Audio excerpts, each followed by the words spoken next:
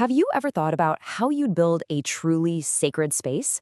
I mean, not just a nice building, but a place where the human world and the divine are actually designed to connect? Well, today we're going to dive into an ancient blueprint for exactly that, a really detailed set of instructions from just one chapter in the book of Exodus. So yeah, how do you build that bridge? Well, according to this text, the answer isn't just about faith or feelings. Nope, it's about tangible things, very specific objects, precise actions, and, believe it or not, particular smells. It's like a literal architecture of holiness. Okay, so first up in our blueprint is a key piece of furniture, the altar of incense. And let's be clear, this was no simple decoration. This thing was a vital point of contact, a place for constant, fragrant communication. Right away, you notice just how specific this is. The instructions are meticulous. The frame is acacia wood, super durable, but every single surface you can see is covered in pure gold. The top, the sides, the horns, everything gleaming. This isn't just about building something sturdy. It's about communicating immense value. Gold means perfection, it means forever, and yet it's got a wooden core and carrying poles, a reminder that it's all portable, designed to move right along with the people. And this is where its role just clicks into place. This one object had two incredibly profound jobs. Every day, morning and night, it was for a fragrant offering, a constant, beautiful reminder. But then, once a year, it became the center of the most serious ritual of all, atonement, which was marked with blood on its golden horns. It's this amazing rhythm of daily communion and yearly purification. But this blueprint for holiness, it goes way beyond just the objects. It's also about the community and how every single person had a part to play. The plan calls for a census, a head count of all the people. But here's the catch. Every person counted has to pay a ransom for his life. It's a form of atonement, a way to restore balance. And the text is really stark about why. This collective payment was meant to stop a plague from breaking out. It basically frames being part of the community as a shared responsibility with literally life or death stakes. And the price for that ransom, it was exact. This wasn't a give what you can situation. It was precisely 1/2 shekel, measured by the official sanctuary standard. That precision is a theme we're going to see again and again. And this is the crucial part. The text goes out of its way to say the rich could not give more and the poor could not give less. When it came to this sacred duty, everyone was equal.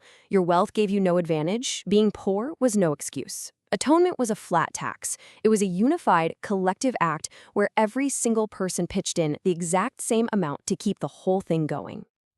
All right, so we've got the altar and we've got the community's contribution. But what about the people actually serving there? The blueprint now zooms in on preparing the priests, and the key word here is purity. A bronze basin filled with water was placed right in the middle of the action.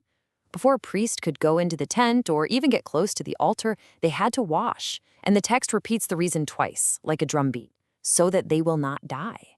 I mean, that is an incredibly blunt reminder. Approaching the sacred required you to be physically and ritually clean. It wasn't just a suggestion, it was a matter of life and death. And now we get to the really sensory stuff. A special anointing oil had to be made. And this was not just any oil. I mean, look at this recipe. We're talking huge amounts of expensive imported spices like myrrh and cinnamon, all blended into olive oil by a professional perfumer. You can almost smell it, right? This powerful, complex fragrance. This was the scent of holiness. So what was this oil for? It was used to consecrate, which is a fancy way of saying it literally set things apart for a holy purpose. The tent itself, the Ark of the Covenant, the altars, every single tool, and finally, the priests themselves. The oil was like the agent of transformation, turning ordinary things and people into holy ones, dedicated to a divine purpose. And here is the absolute key. This oil was not for personal use. It was not a perfume for you to wear and enjoy. The command is crystal clear. Do not put it on an ordinary person. Its sacredness came from its exclusivity. It was holy because it was reserved for God's service and for nothing and no one else. And that idea of exclusivity, it just keeps going with the final piece of our blueprint, the sacred incense. The stuff that was actually burned every day on that golden altar. And what do you know, another super specific recipe. 4 fragrant ingredients, all mixed in equal parts. The text says it has to be salted, pure, and sacred.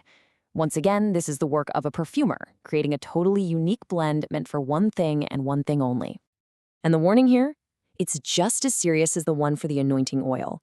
If you tried to copy this incense just for your own pleasure, just to enjoy the smell in your own house, that was a violation so bad that the penalty was exile.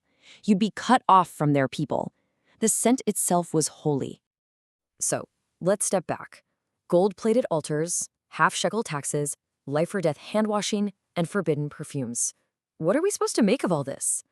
Well, this isn't just a random list of rules. It all fits together to form a coherent worldview, an architecture for how to build holiness.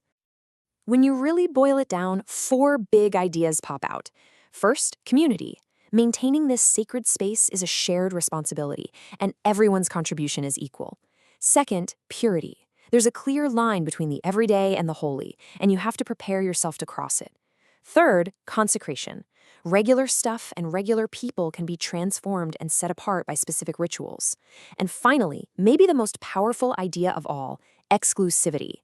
This blueprint teaches that holiness is defined not just by what something is, but by what it's not used for. By reserving these things for God and God alone, they become sacred. And that kind of leaves us with one last thought. These ideas are thousands of years old, but have they really gone away? I mean, think about it. Where do we see these principles at work today?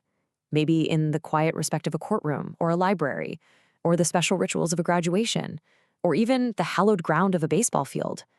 We still set apart places and objects and even moments in time, defining them by a unique set of rules to give them special meaning.